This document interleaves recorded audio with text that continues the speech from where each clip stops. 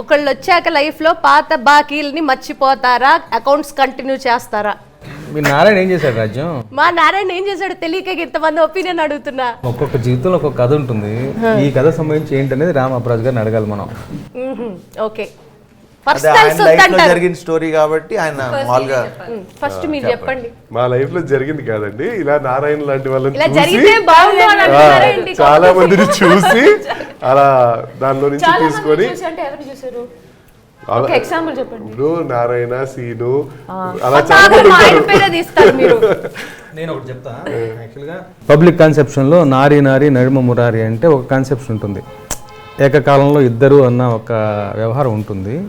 But డెఫినెట్గా దానికి అది కాదు, దానికి మించిన సర్ప్రైజ్ ప్లాట్ ఈ సినిమాలో ఉంటుంది. అంతకు మించి అంతకు విభిన్నమైనటువంటి ప్లాట్.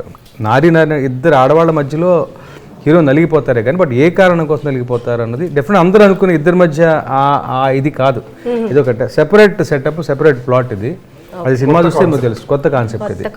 అంటే జీవితం ఇంత విచిత్రం, మహానుభావుల్లో మళ్ళీ కొత్త కాన్సెప్ట్ అంటారు కదా, అలా ఇది ఒక కొత్త కాన్సెప్ట్.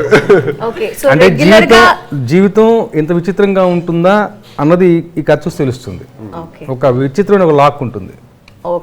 బట్ ఇద్దరు ఆడవాళ్ళ మధ్య కాబట్టి that also it is app title, నారీ నారీ నడుమ మురారి.